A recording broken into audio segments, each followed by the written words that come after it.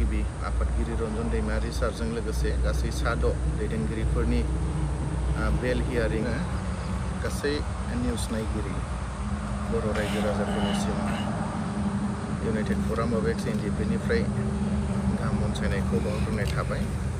दिनै जोङो बे निउस मिडियानि गेजेरजों बेखौनो फोरमायहरनो सानदोंदि जे दिनै सिबिआइ केसनि मानगोनां एनडिपिनि गायसनगिरि आफादगिरि रन्जन दैमारि सारजों लोगोसे गासै साद' दैदेनगिरिफोरनि बेल हियारिंनि डेट दंमोन।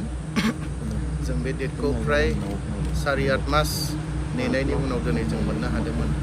नाथाय दिनै जि जानो गोनां हियारिंमोन दिनैहाय बियो जायाखिसै।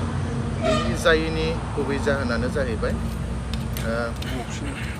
दाखालि 11 थारिख नभेम्बर खालि सुप्रिम कर्टआव सासे गोदान चिफ जास्टिस फैनायलाय जों मोनथिनाय बायदिब्ला जायनो गोदानै चिफ जास्टिस फैयो बियो कर्टनि नियमफोरखौ सोलाय सोल' खालामो होननानै जों मोनथिनो मोनदों।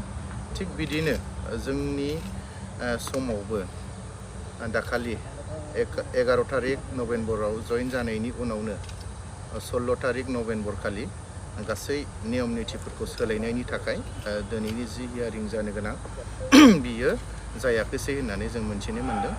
बेयो खालि एनडिपिनि थाखायल' सोलायनाय जायाखै, गासै बेसेबांनाखि केसफोर दङ सुप्रिम कर्टआव बेखौनो सोलायजोबनाय जादों, जायनि थाखाय जोंनियाबो बेयाव गोलैफानाय जादों। दा कुइसनफ्रा गोबां जोंनाव सोंहरदों मानि थाखाय जायाखिसै मायाखिसै, बिनि थाखायनो दिनै जोङो बेखौ फोरमायनाय जाबाय।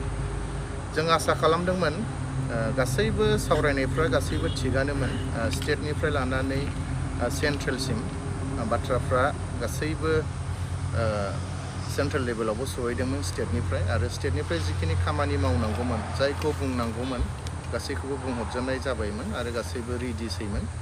आरो जोंनि साइडनिफ्राय जि एडभकेटफोर बिथांमोनाबो फ्राय खामानिफोरखौ मावनो थाखाय बिथांमोना रेडि जाजोब्बायमोन। आरो दिल्लीनिफ्रायबो गुबुन